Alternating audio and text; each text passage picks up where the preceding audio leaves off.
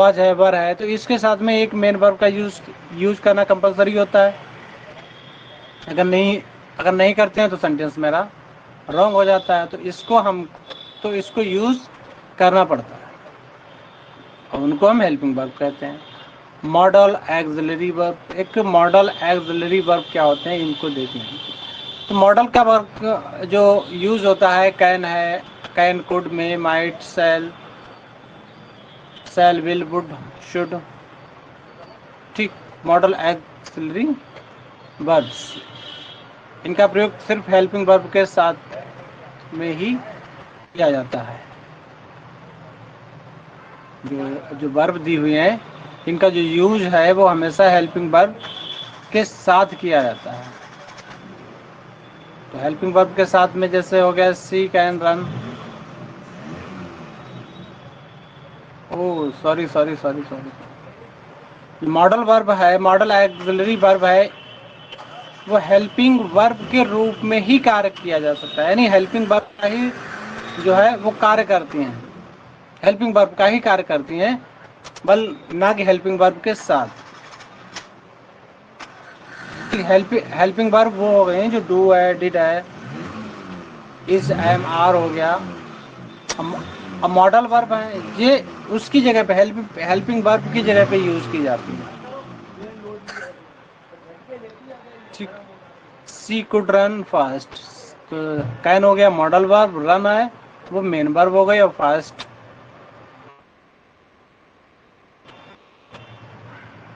Marginal axillary verb, ये क्या है, यूज टू है, नीड है, डेयर है, मार्जिनस एक्सिलरी वर्ब है। और ये ऐसी मॉडल्स हैं जिनका प्रयोग वाक्य में मेन वर्ब, नीड एवं डेयर और एडजेक्टिव यूज टू के रूप में हो सकती हैं। अब यहाँ से इसको थोड़ा सा फोकस करिए हम। यूज टू, नीड, डेयर को हम यूज कर सकते हैं, लेकिन ऐसे मॉडल वर्ब जिनका प्रयोग वाक्य में मेन वर्ब तथा एडजेक्टिव यूज टू के रूप में भी हो सकते हैं। तो ऐसी जो वर्ब होती हैं इनको हम एडजेक्टिव के भी रूप में हो सकती हैं और मेन वर्ब के भी रूप में आ सकती है। जैसे यूज टू हो गया, नीड हो गया, डेयर है, ठीक, ये चीज समझ आना। I am use to, I am use to, तो यहाँ पर एडजेक्टिव हो गया, यूज टू है तो एडजेक्टिव के रूप में आया हुआ है। स्लीपिंग लेट एट नाइट, तो आई नीड, यहाँ पे देखिए ये हेल्पिंग सॉरी एडजेक्टिव के रूप में आया है और सेकेंड सेंटेंस में इसको मेन वर्ब के रूप में आ गया। तो फिर ये हेल्पिंग वर्ब एंड एडजेक्टिव और मेन वर्ब दोनों के रूप में आ सकता है। नीड हेल्पिंग वर्ब, ठीक। यहाँ पर you need not come tomorrow, तो यहाँ पर हेल्पिंग वर्ब है और डायरेक्ट इन्फिनिटिव है। और सेंटेंस नंबर थर्ड में,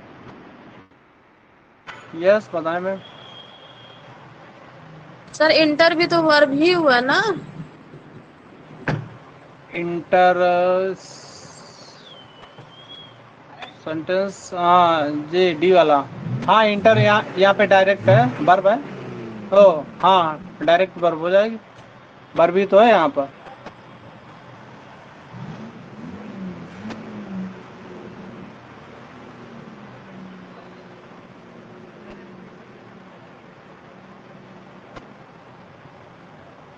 अब आ जाओ एक्सिलरी वर्ब, इनको डिटेल्ड में आगे दिया हुआ है, अभी आगे डिटेल में है। मॉडल एक्सिलरी वर्ब का प्रयोग मेन वर्ब के रूप में नहीं होता। देखिए जो मॉडल एक्सिलरी वर्ब हैं इनको मेन वर्ब के रूप में यूज नहीं कर सकते हैं, बल्कि इनका प्रयोग हेल्पिंग वर्ब के रूप में हो सकता है, हेल्पिंग वर्ब के रूप में होता है, लेकिन हेल्पिंग वर्ब के साथ भी नहीं हो सकता। यानी ऐसा नहीं है कि हेल्पिंग वर्ब के साथ हम इज कैन लगा दें, आर कैन लगा दें, तो इस टाइप से यूज नहीं होगा। हेल्पिंग वर्ब की जगह पर तो यूज कर सकते हैं, उसके रूप में तो यूज कर सकते हैं, बट इसके हेल्पिंग वर्ब के साथ में नहीं यूज करेंगे और मेन वर्ब के रूप में भी नहीं यूज किया जाता। ये चीज हमें ध्यान में रखनी है। I can lift this box, I should work hard. Evening में आप सब कहाँ चले जाते हैं? किसी के समझ में आता है तो आता, नहीं आता तो कोई बात नहीं। चलिए कोई दिक्कत नहीं, फिर देखते हैं। अब एक्सिलरी वर्ब के मुख्य बिंदु, इसमें जो मुख्य पॉइंट्स हैं इनको हमें ध्यान में रखना है। जिससे मॉडल एक्सिलरी वर्ब का प्रयोग हो गया, मेन वर्ब के रूप में तो नहीं होता है। ठीक, मॉडल एक्सिलरी वर्ब जो होती है इसका प्रयोग जो होता है मेन वर्ब के रूप में नहीं होता है, बल्कि इसको हेल्पिंग वर्ब के रूप में होता है। एज ए हेल्पिंग वर्ब होती है, ना कि हेल्पिंग वर्ब के साथ। कभी सेंटेंस में ऐसा भी नहीं कि हेल्पिंग वर्ब भी लगी हो और मॉडल वर्ब भी लगा हो, तो ऐसा नहीं होना है, ध्यान रखें। ठीक है, मॉडल एक्सिलरी वर्ब है, verb first second third ING या फिर एस या ईएस फॉर्म नहीं होता। आप देखिए मॉडल जो एक्सिलरी वर्ब होंगे, ठीक, जैसे कैन हो गया, can could should would may might है, इस टाइप से क्या होगा कि इनमें मेन वर्ब के first form model auxiliary verb first second और थर्ड आईएनजी या एस नहीं होता है। इसका प्रयोग सभी के सब्जेक्ट के साथ हमेशा एक ही रूप में होता है, अर्थात जिस परिवर्तन नहीं होता। अब जितने भी मॉडल वर्ब होते हैं, ठीक, इनके साथ में जो मेन वर्ब होती है वही हमेशा यूज की जाती है। फिर यस, फिर वर्ब में यस या यस का प्रयोग नहीं कर सकते हैं, आईएनजी का प्रयोग नहीं करेंगे, सेकेंड फॉर्म का यूज नहीं करेंगे, थर्ड फॉर्म का यूज नहीं करेंगे। जो मेन वर्ब होगी उसी को हम यूज करेंगे। जैसे कि यहाँ पे लिखा हुआ है सी कैन हेल्प यू, तो यू शुड अंडरस्टूड। तो ये चीज को हमें ध्यान में रखना है कि अगर मॉडल वर्ब आई हुई है तो फिर उसके साथ में वर्ब किस टाइप की यूज होगी, ये चीज हमें ध्यान में रखना है। आउट तथा नीड के बाद इन्फिनेटिव टू प्लस वर्ब के फर्स्ट फॉर्म का प्रयोग होता है। Out and need, out and तथा यूज के बाद इन्फिनेटिव यानी टू का प्रयोग होता है। ये पॉइंट में विशेष कर ध्यान रखना है। रोल नंबर थर्ड वाला जो लिखा है, आउट तथा यूज्ड के बाद इन्फिनेटिव टू का यूज होता है, यानी आउट टू या यूज टू का प्रयोग सर आठ, होता है। सर ये आठ टू ही है ना, आठ टू तो साथ में ही आता है ना। और यूज इसके साथ में हमेशा टू और वर्ब की फास्ट फॉर्म यानी इन्फिनेटिव का यूज होता है। ये रूल नंबर थर्ड। कैन और कुड, अब कैन का यूज कहाँ पे है और कुड का यूज कहाँ पे होता है? कैन का प्रयोग होता है, कैन का प्रयोग पावर, शक्ति यानी एबिलिटी, पावर और कैपेसिटी को अभिव्यक्त करने के लिए किया जाता है। यानी कैन का मतलब है कि जहाँ पर पावर एबिलिटी दिखाई जाए या पावर बताया जाए अथवा कैपेसिटी बताई जाए, तो ऐसे में अभिव्यक्त करने के लिए किया जाता है। कुड का प्रयोग पास्ट एबिलिटी होता है इसी में है। और अब जैसे पावर हो गया, एबिलिटी हो गया और कैपेसिटी अगर प्रेजेंट में यूज करते हैं तो कैन हो जाएगा, और पास्ट में यूज करते हैं फिर इसका कुड हो जाएगा। बस ये चीज ध्यान रखें। You can left the walks, I could not come Saturday. Ability, योग्यता या कैपेसिटी की बात करते हैं तो फिर यहाँ पर कैन कुड का यूज होता है। Number second, roll number second कह रहा है कि कैन का प्रयोग परमिशन, अनुमति देने के भाव में व्यक्त किया जाता है। यू कैन गो नाउ, अब तुम जा सकते हो, परमिशन दे दी, तुम जा सकते हो। यू कैन डू इट, तुम ये वर्क कर सकते हो। मोस्टली हाँ, तो यही होगा इसका। रोल नंबर थर्ड की बात करें तो रोल नंबर थर्ड कह रहा है कि कैन का प्रयोग थ्योरेटिकल पॉसिबिलिटीज, सैद्धांतिक संभावना को व्यक्त करने के लिए किया जाता है। अब ये क्या होती है कि everyone can make a mistake, तो कहने का मतलब है कि सैद्धांतिक मतलब एक नॉर्मल सी बात है, व्यक्ति जो है गलतियां करता है, हर व्यक्ति है वो गलती करता है। अब कोई ज्यादा करता है तो कोई कम करता है। कोई मेरे जैसे हैं जो गलतियों पे गलतियां किए जा रहे हैं, सुधरने का नाम नहीं ले रहे हैं,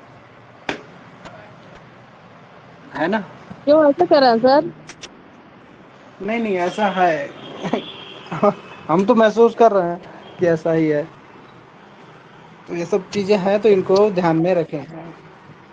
मोस्टली ज्यादा गलतियां होती हैं, हालांकि इनको सुधारने की कोशिश करते हैं, लेकिन फिर भी कर ही देते हैं, क्या करें।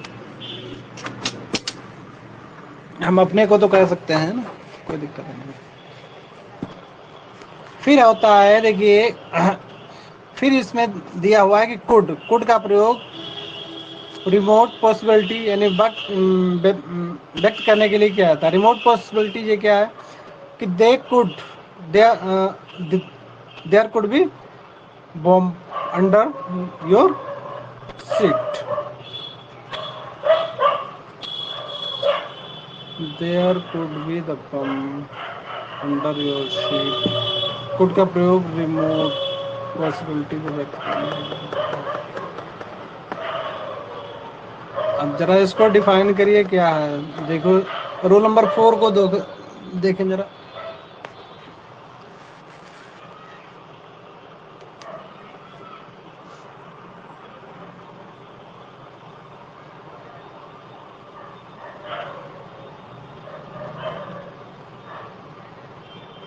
हाँ, इसमें भी संभावित है, इसमें भी क्या क्या बताया जा रहा है कि संभावित चीजें हैं वो हो सकती हैं। ठीक, तो यहाँ पर कुड का प्रयोग हो सकता है। चलिए, कैन का प्रयोग दोस्ताना निवेदन करने वाले प्रश्नात्मक वाक्यों में किया जाता है, तो एवं कुड औपचारिक निवेदन करने वाले प्रश्नात्मक वाक्यों में।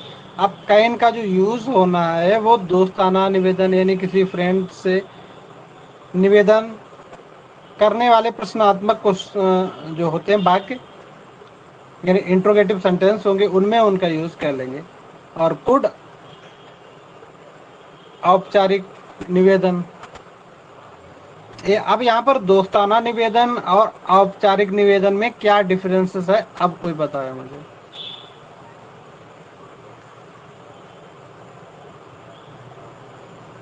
भैया बताएं, सुमित सर।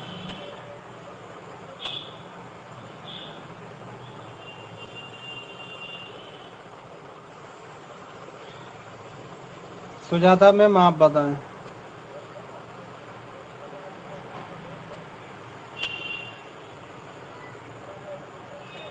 सर कोई औपचारिक वही इनफॉर्मल ना सर?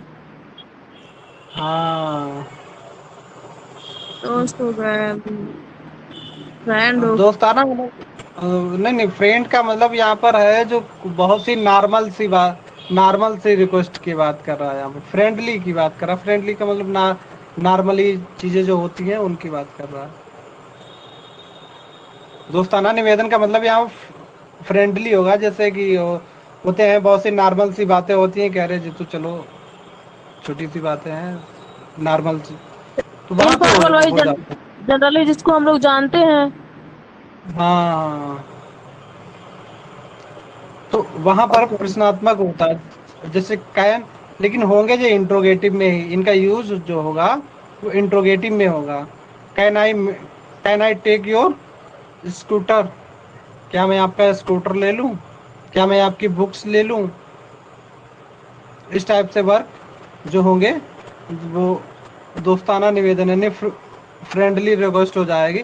फ्रेंडली रिक्वेस्ट में अब वही चीज़ आएगी, मान लीजिए किसी से हमें हेल्प लेनी है, या हमें किसी की कोई भी वस्तु लेनी है, तो हमें रिक्वेस्ट वहाँ पे कर रहे हैं, भैया हमें बुक्स दे दो, इस टाइप का।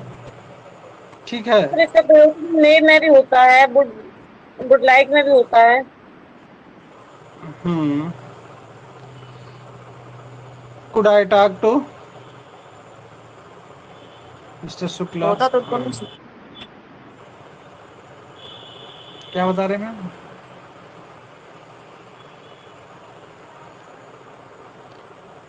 और कल वो एक मैम थी, वो बहुत आगे आगे बोल रही थी, कल क्लास में थे,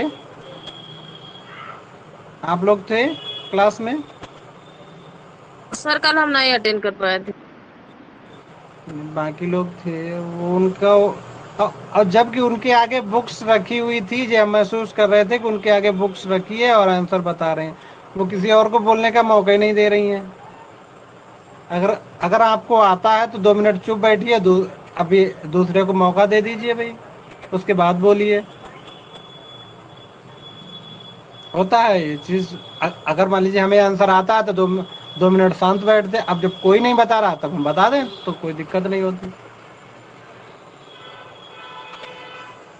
तो फिर उनसे हमारा ग्रुप डिस्टर्ब हो रहा था, तो फिर मैंने उनको रिमूव कर दिया। हम ठीक ठीक कोई बात नहीं।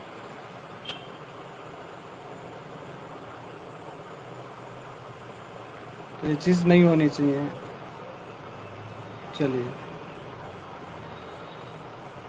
दिक्कत उनके बोलने से नहीं थी, दिक्कत दिक्कत तो ये थी कि बाकी लोग जो थे वो निष्क्रिय हो गए थे। जो हमारा ग्रुप था, बाकी जो अदर कैंडिडेट्स थे वो बिल्कुल शांत हो गए। और देख देख के बताना कोई बहुत बड़ी बात थोड़ी है। बुक्स आप सभी लोगों के पास होती है, और फिर भी उसको केवल जो क्वेश्चंस होता है तो उसको थोड़ा पढ़ने के बाद डिस्कस करते हैं, तो वो चीज़ अलग होती है। हम चलिए, केवल रेन मार्टिन रखे हैं सर, रेन मार्टिन और लूसेंट। नहीं नहीं, नहीं नहीं, बात नहीं। वो यही वाली बुक्स रखे थी जो कल सर्विस वो करा रहे थे, एक्सरसाइज। तो उन्हीं के पास से नीतू सिंह वाली ही बुक्स थी। आंसर देख देख के सब कंडीशन यहाँ करवाए थे क्या सर आप?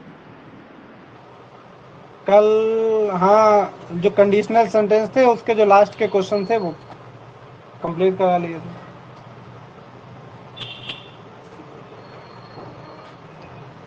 चलिए, नोट। एबल टू का जो यूज होता है, का प्रयोग कैन कुड के साथ नहीं हो। अच्छा, एबल का मतलब ही होता है योग्य। एबल टू का मतलब होता है योग्य। तो यहाँ पर कैन और कुड के साथ में ना करें, क्योंकि दोनों जो है वो क्षमता को दर्शाते हैं, इसीलिए इसके साथ। और कैन कुड भी क्षमता को दर्शाता रहता है, तो फिर यहाँ पर इसका यूज रॉन्ग हो जाएगा। I can not be able to come tomorrow गलत हो जाएगा, क्योंकि इसके साथ कैन नॉट का यूज नहीं होगा। अब इरर में यही चीज दे देंगे आपको। अब आप कहेंगे कि हाँ भाई, हो सकता है कि गलत हो सकता है। नोट, ऐसा कहने से हम बाकी बाकी को सुपरफ्लैश बना देते हैं। व्हाट इज नीडेड टू, अच्छा, आई कैन नॉट कम टुमारो, तो ये होगा तो यहाँ पर एबल का यूज नहीं लगेगा। मे, माइट और मस्ट। मे, माइट और मस्ट। मे का यूज संभावना, अनिश्चितता के भाव को व्यक्त करने के लिए किया जाता है। जैसे मे होता है, इसका जो यूज होता है संभावना, अनिश्चितता के भाव को व्यक्त करने के लिए किया जाता है। जैसे होता है संभावना हो, किसी कार्य की संभावना, जैसे पानी बरसने वाला हो, संभावित है। कोई चीज फिक्स नहीं है, तो वहां पर इसका यूज किया जाता है। जैसे इट में भी रेन टुनाइट, हो सकता है कि आज बारिश, टुनाइट आज बारिश हो, इस रात में बारिश हो। तो इस टाइप से जहाँ पर संभावना हो, अनिश्चितता के भाव में मे और माइट और मस्ट का यूज किया जाता है। मे का प्रयोग इच्छा को व्यक्त करने के लिए किया जाता है, वो भी ऑप्टेटिव सेंटेंस में। ऑप्टेटिव सेंटेंस में इनका मे का यूज किया जा सकता है। May you leave long, may you leave long, मेरी इच्छा है कि आप दीर्घ आयु हों। गांव में एक है, विशेषकर हमने वृद्ध लोगों में देखा है, जब वो आशीर्वाद देते हैं तो भैया कैसे आशीर्वाद देते हैं, जरा बताएंगे? भैया, भैया बता सकते हैं? सुमित सर हैं क्लास में? सुमित सर नहीं। नहीं है। बस ऐसा आशीर्वाद जैसे जिसको सुनकर बहुत हंसी भी आती है कि भैया जाओ, खुश रहो, और जब तक गंगा में पानी रहे तब तक आप जीवित रहो। अब बताइए।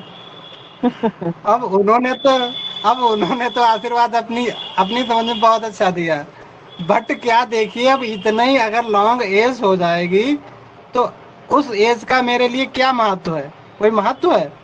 कोई इम्पोर्टेंस नहीं है। फिर क्या भाई, जो 60 के ऊपर मान लीजिए जब हम चलना फिरना बंद कर देते हैं, उसके बाद फिर तो यही एक इच्छा होती है कि अब बस हम पंच तत्व में विलीन हो जाएं। यही हर एक की ख्वाहिश होती है कि चलो अब हमने बहुत कुछ देख लिया, और ज्यादा रपल होने से हमारे नुकसान है। सर जी कहाँ टिथोनस नंबर किधर है? अरे कहाँ फिसले फिसले गिर रहे हैं अब जरा से। और जितने ओल्ड एज में आ जाते हैं उतनी सारी सिकनेस आ जाती हैं, बीमारियां बहुत सी ग्रसित होती हैं। अब अपने अपने आप तो परेशान है, साथ में दूसरों को भी परेशान कर रहे हैं। तो ऐसे आशीर्वाद कभी कभी मुझे बहुत हंसी आती है कि बताओ, हालांकि उनका सेंस सही है, लेकिन अगर हम सोचे तो उसको उसके रिजल्ट को देखें तो फिर कितना वैसा लगता है हॉट में कि चलिए कोई बात नहीं भाई, जो बड़े लोग हैं अपनी इच्छाओं से तो सही करते हैं, लेकिन उसके रिजल्ट को सोचो तो बहुत हंसी आती है कि आखिर क्या होगा।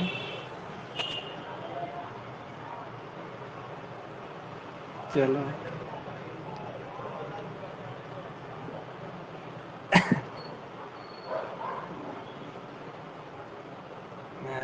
Rule number second. नहीं, किसी को दिक्कत तो नहीं, हमने कुछ ऐसा ऐसा बोल दिया हो तो कोई सोच रहा हो कि सर ये क्या कहना कह रहे हो।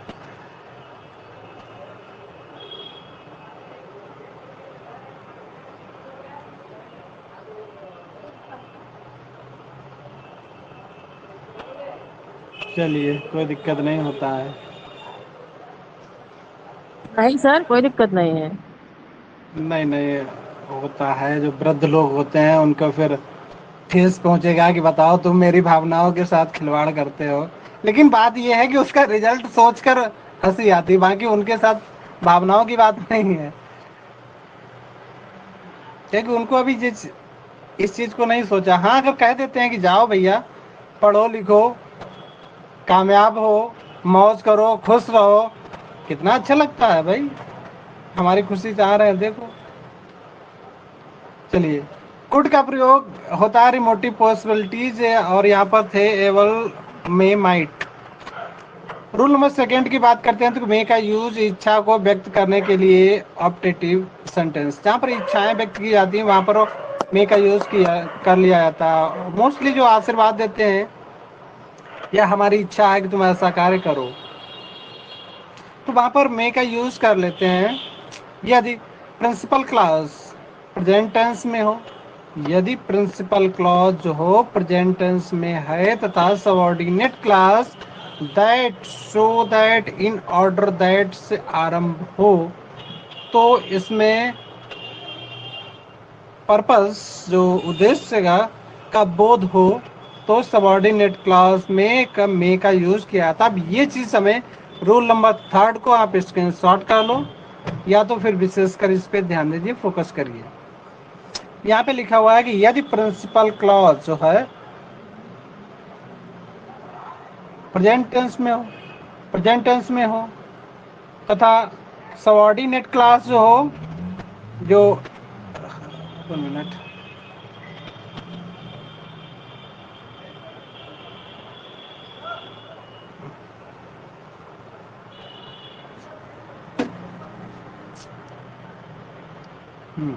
यदि प्रिंसिपल जो क्लास है वो प्रेजेंट टेंस में हो, और जो सबऑर्डिनेट क्लास है वो किसमें, दैट या so that in order that से आरंभ हो। ठीक, तथा इसमें जो उद्देश्य की बात करी गई इस सेंटेंस में दो वाक्य होंगे, एक प्रिंसिपल क्लॉज होगी, दूसरी सबऑर्डिनेट क्लॉज होगी। दोनों उद्देश्य की बात करेंगे, उद्देश्य की बात का बोध होगा। तो जो सबऑर्डिनेट क्लॉज होगी उसमें मे का यूज किया जाता है। जैसे देखिए, we eat so that we may live. समझ गए?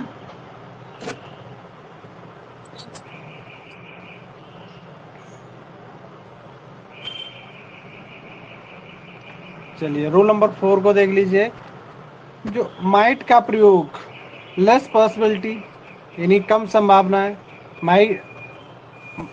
माइट का जो यूज करते हैं वो कम पॉसिबिलिटी के लिए, संभावनाओं के लिए व्यक्त करते हैं, किया जाता है। जबकि मे का प्रयोग मोर पॉसिबिलिटी के लिए किया जाता है। इस चीज को समझ लीजिए, जो माइट होता है इसका मतलब होता है कम पॉसिबिलिटी, यानी संभावनाएं हो कम के भाव में व्यक्त करने के लिए किया जाता है। जबकि मे का यूज होता है जहाँ पर स्ट्रॉन्ग पॉसिबिलिटी की बात करते हैं, यानी ज़्यादा संभावनाओं की बात करते हैं, तो फिर उसके अर्थ में मे का यूज कर लिया जाता है। The might pass the exam but seen is intelligence, I do not have much hope. अगर संभावना बहुत अधिक हो तो मस्ट का यूज कर लें। अगर स्ट्रॉन्ग पॉसिबिलिटी है फिर मस्ट का यूज कर लें कि आप ही stay in 5 star hotel, stay in 5 star hotel and 12 by flight, he must be very rich. अब क्या है कि वो 5 यानी 5 स्टार होटल में रुका है एंड 12 बाई फ्लाइट, और फ्लाइट से उसने ट्रेवल की है, तो वो है स्ट्रांग पॉसिबिलिटी है कि वो एक रिच पर्सन ही होगा, वो रिच होगा। ठीक, तो यहाँ पर स्ट्रांग पॉसिबिलिटी का मतलब पूर्ण संभावनाओं की बात करता है। मे का प्रयोग सम्मान के साथ निवेदन करने के लिए प्रश्नात्मक वाक्यों में किया जाता है। मे का जो प्रयोग है वो सम्मान के साथ निवेदन करने के लिए, यानी पूर्ण रूप से सम्मानित किसी व्यक्ति, सम्मानपूर्वक निवेदन करने के लिए प्रश्नात्मक वाक्यों में किया जाता है। जैसे मे आई कम इन सर, तो यहाँ पर क्या है कि बहुत पूर्ण रूप से यानी पोलाइटली किसी से रिक्वेस्ट कर रहे हैं, मे आई कम इन सर। तो किसी ऑफिस में जाने से पहले यहाँ पर हम पोलाइटली बात कर सकते हैं या पोलाइटली निवेदन कर सकते हैं, तो वहाँ पर मे का यूज किया जाता है। स्ट्रॉन्ग पॉसिबिलिटी है तो मस्ट का, लेस पॉसिबिलिटी है तो माइट का, और थोड़ा मोर पॉसिबिलिटी है, लेस से ज़्यादा है यानी थोड़ी सी ज़्यादा है मिडिल की, तो फिर मे का यूज़ कर लेंगे। ठीक है, तो मे और माइट और मस्ट का यूज यहाँ पर हो गया। नोट, मे माइट के साथ पॉसिबल तथा लाइकली का प्रयोग ना करें। पॉसिबली एवं लाइकली का प्रयोग ना करें क्योंकि दोनों संभावना दर्शाते हैं। तो ऐसे वर्डों के साथ में ऐसे इन चीज़ों को विशेषकर ध्यान रखें कि जिनकी सिमिलर मीनिंग होती है वो एक साथ नहीं आ सकते हैं। ठीक है, तो इनको विशेष हर एक सेंटेंस में इस चीज को हमें ध्यान में रखना है। चलिए, शैल और विल। शैल का प्रयोग फर्स्ट पर्सन के सब्जेक्ट आईवी के साथ फ्यूचर टेंस में किसी भी कार्य को व्यक्त करने के लिए किया जाता है, वहाँ के सब्जेक्ट के साथ विल का प्रयोग किया जाता है। तो ऐसा होता है कि फ्यूचर इंडिफिनिट की बात करें तो फ्यूचर इंडिफिनिट टेंस में विल और शैल का यूज किया जाता है। ठीक, तो आईवी के साथ शैल का यूज कर लेते हैं और शेष कर्ताओं के साथ विल का यूज कर लेते हैं। ठीक है, तो इस चीज को हमें ध्यान में रखना है। तो हमने ट्रांसलेशन में बहुत पढ़ा है, ट्रांसलेशन जो पढ़े हैं तो जाहिर सी बात है। फिर मॉडल इंग्लिश में हम आई और वी के साथ मॉडर्न इंग्लिश में हम आई और वी के साथ विल का प्रयोग कर सकते हैं जो अब स्वीकार्य है। लेकिन इंट्रोगेटिव सेंटेंस में आई और वी के साथ सेल का ही यूज होगा। कहने का मतलब यहाँ पर है कि आई वी का यूज कर सकते हैं, लेकिन केवल अफर्मेटिव सेंटेंसों में इसका यूज कर सकते हैं। आई वी के साथ बिल का यूज कर सकते हैं। बट क्या है कि इंट्रोगेटिव सेंटेंस में हमें आई और वी के साथ सेल का ही यूज करना है। वैसे मोस्टली है कि आई वी के साथ सेल यूज होता है, कर्ताओं के साथ बिल का यूज होता है। विल आई गो नहीं होगा, सेल आई गो हो सकता है।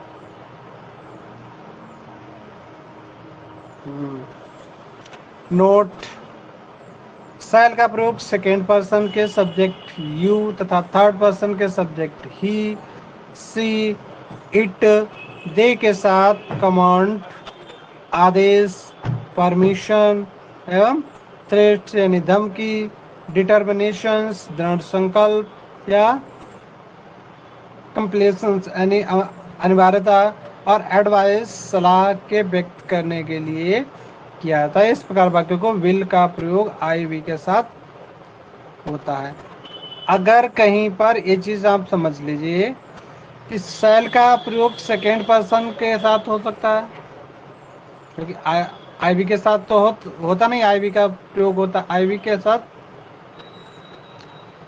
फर्स्ट पर्सन, सेकेंड पर्सन के साथ सब्जेक्ट के साथ यू होता है, उसके साथ सेल का यूज कब करते हैं, थर्ड पर्सन के साथ कब यूज करते हैं उनके साथ। तो ऐसे यहाँ पर अगर ये कंडीशंस लागू हो, जैसे कमांड हो गया, परमिशन हो गया,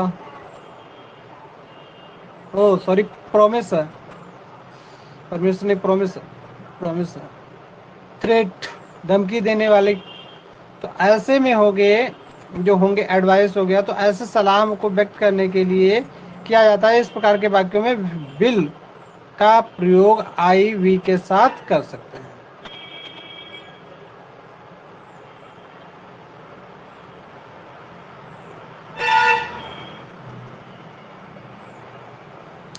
आई वी के साथ बिल का प्रयोग हम कर सकते हैं कि जहाँ पर एक कंडीशन हो, कमांड हो, प्रॉमिस हो।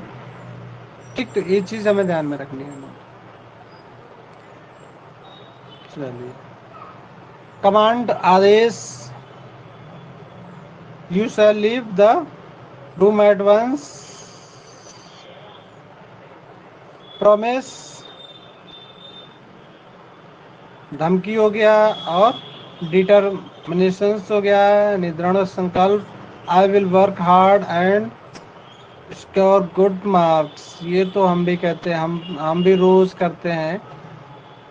आई will work hard get success, I will work hard and get success. रोज कहते हैं कि हम कठिन मेहनत करेंगे, परिश्रम करते हैं, लेकिन अब क्या बताएं, रोज हम सुबह को संकल्पित होते हैं कि आज ज़्यादा वर्क करेंगे, अच्छे से मेहनत करेंगे, और वक्त ऐसे आ जाते हैं कि थोड़ी देर में भूल जाते हैं क्या प्रॉमिस किया था। होता है, हमारे साथ तो होता है खैर ऐसा। और खासकर देखिए, अपने आप में मोटिवेट होना है, तो इन सब चीज़ों को सामने रखना चाहिए, ताकि हम इनसे याद आता रहे कि हाँ भाई मेहनत करनी है। फिर क्या है कि थोड़ा सा वर्क में हटे और माइंड डाइवर्ट, फिर वही कंडीशन हो जाती है। तो अगर कोई सामने वाला डांट के कहता है तो उसका इम्प्रेशन अलग पड़ता है, फिर कहते हैं नहीं भाई मेहनत तो करनी है, तो उसका असर कम से कम एक दिन रहता है, और खुद का होता है वो 2-1 घंटे रहता है, बस ये फर्क होता है। ऐसे ही होता है क्या? ये सर होता है, कभी कभी नहीं, बोरिंग लगता है। हमारे साथ तो ऐसा होता है कि कभी हमने अगर सुबह को कॉन्फिडेंस किया कि आज से मेहनत करेंगे, मोबाइल नहीं चलाएंगे, मोबाइल बंद, बट क्या होता है कि थोड़ी देर में हम भूल जाते हैं और फिर अपना वही मोबाइल में व्यस्त हो जाते हैं, कहीं दूसरे कार्य में व्यस्त हो जाते हैं, कहीं कुछ फालतू समय व्यस्त होता रहता है। बट क्या है, जब फैमिली से डांट पड़ती है, पिताजी के हैं या भैया के हैं, जब वहां से ज्यादा प्रेशर होता है तो उसका असर 4-5 दिन रहता है, तो खूब अच्छे से मेहनत करते हैं, फिर धीरे धीरे भूल जाते हैं।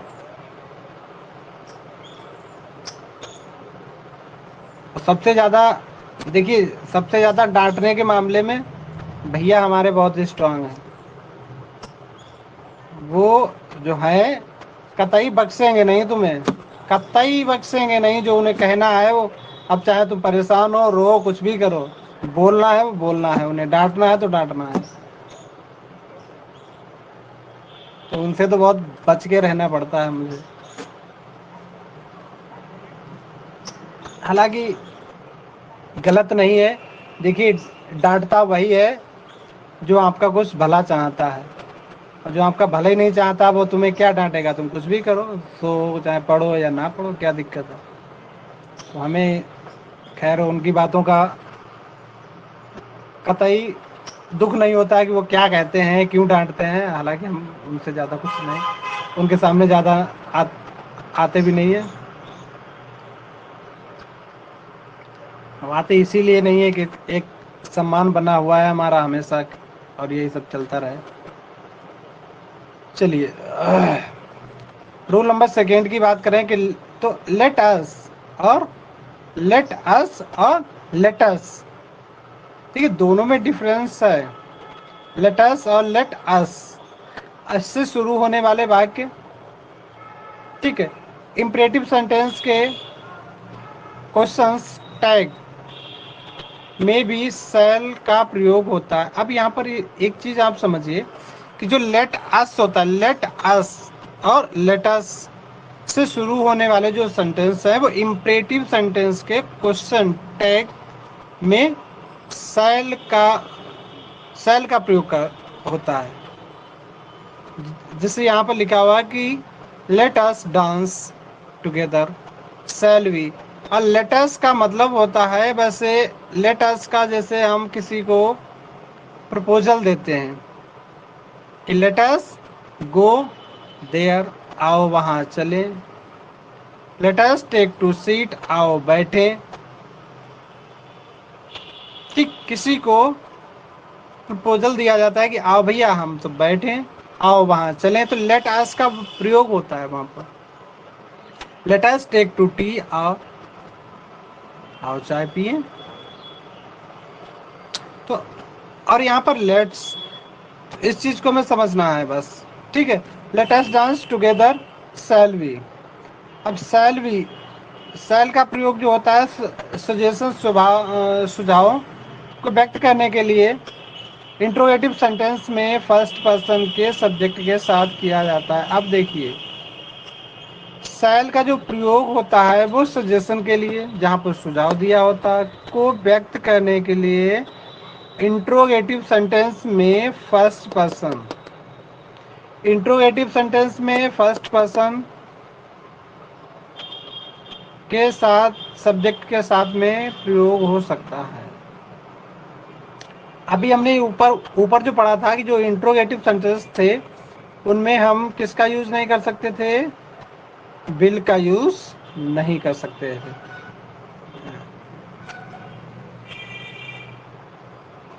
यही था, ठीक। तो शैल और विल का प्रयोग जो है निम्न वाक्यों में नहीं होता, इस चीज को हमें ध्यान में रखना है।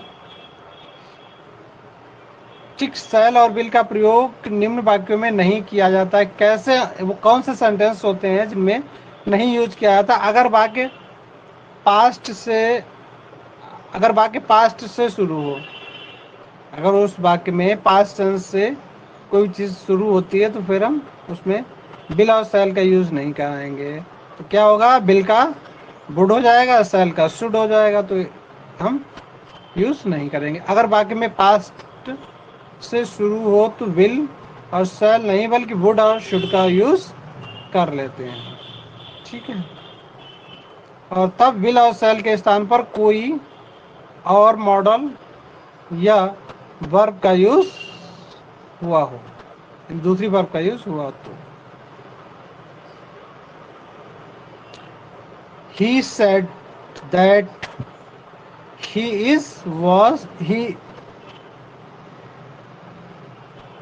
was coming. इस नहीं है यहाँ पे, इस कटा हुआ है।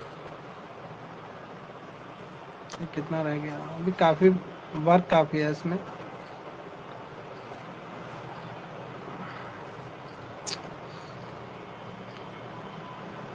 अगर दो कार्य भविष्य में एक के बाद एक हों और दूसरे कार्य के पहले होने पर निर्भर करे, तो ये तो कंडीशनल सेंटेंस में हम लोगों ने कल परसों देख लिया था। तो यस पहला सर। कार्य सिंपल, हाँ, तो पहला कार्य सिंपल पास्ट टेंस में, सिंपल प्रेजेंट टेंस में होगा और दूसरा सिंपल फ्यूचर में होगा। इसे हिंदी में हिंदी इंग्लिश ट्रांसलेशन करने की आदत होती है और इसकी वजह से हम पहले कार्य को भी सिंपल फ्यूचर का प्रयोग कर देते हैं। अच्छा, जैसे हमने हिंदी ट्रांसलेशन, अब इसकी अगर जानकारी नहीं है तो अगर हिंदी टू इंग्लिश ये हम कन्वर्ट करते हैं तो क्या होता है कि पहले जो कार्य पहले होता है उसको हम फ्यूचर में कर लेते हैं और जो कार्य बाद में होता है उसको हम प्रेजेंट में कर लेते हैं, लेकिन वहाँ पे ये सेंटेंस गलत हो जाता है। तो जो यहाँ पर कंडीशन की बात है, कंडीशनल सेंटेंस होता है। तो अगर जो कार्य अब यहाँ पे ये भी चीज़ ध्यान रखनी है कि जो कार्य पहले होता है वो हमारा प्रेजेंट में जाएगा और जो कार्य बाद में होता है वो कार्य फ्यूचर में जाएगा। अब वो कंडीशन कहीं भी हो, चाहे आगे लगे हो सेंटेंस में वो क्लास और चाहे सेंटेंस के लास्ट में वो क्लास मिले, तो उससे कोई फर्क नहीं पड़ता। इस चीज़ को ध्यान रखें बस। अगर मान लीजिए कि फ्यूचर क्लास को हमें पहले लाना है तो फिर कामा का यूज़ नहीं करेंगे सेंटेंस में, बीच में जो कॉमा लगता है, अदरवाइज हम कर लेंगे। निम्नलिखित शब्दों को देखें और इनके तुरंत बाद सिंपल फ्यूचर टेंस का प्रयोग नहीं है बल्कि सिंपल प्रेजेंट का प्रयोग है। If, as soon as, in case, provided, unless, until, before, after और व्हेन, ऐसे सेंटेंस हैं। निम्नलिखित शब्दों को देखें, इनके तुरंत बाद सिंपल फ्यूचर टेंस का प्रयोग नहीं होता है। यानी ऐसे जो सेंटेंस होंगे इनके साथ सिंपल फ्यूचर टेंस का यूज नहीं होगा बल्कि सिंपल प्रेजेंट टेंस का प्रयोग होगा। एज सून एज हो गया, इफ है, अगर बाकी में इफ लगा है तो इसके बाद सीधे प्रेजेंट आएगा, ना कि फ्यूचर आ जाएगा। एज सून एज है, इनकेस है, अनलेस, अनटिल और बिफोर, आफ्टर और व्हेन अगर शब्द लिखे हुए हैं तो इनके साथ सीधे प्रेजेंट, सिंपल प्रेजेंट आ जाएगा, ना कि फ्यूचर टेंस का सेंटेंस ऐड होगा। ठीक है, इस चीज को ध्यान रखें।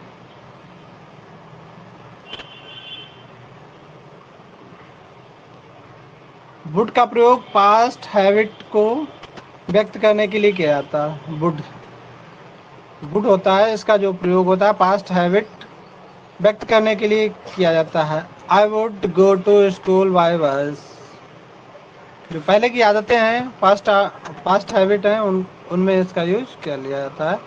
वुड का प्रयोग प्रोफेशंस यानी पसंद और प्राथमिकता या चॉइस, पसंद, चुनाव को व्यक्त करने के लिए किया जाता है। सामान्यतः ऐसे वाक्यों में रादर का भी प्रयोग होता है। इसमें इतना ही रखें, बोर्ड तक रखें, बाकी अभी थोड़ा रह गया और भी काफी चैप्टर लॉन्ग है थोड़ा। जी सर, रहने इसके बाद दीजिए बस। अब अभी कुछ और वर्क कर लें, क्योंकि ज़्यादा पढ़ने से फिर कोई फायदा नहीं है। जब तक समझ में आए तभी तक करना चाहिए वर्क।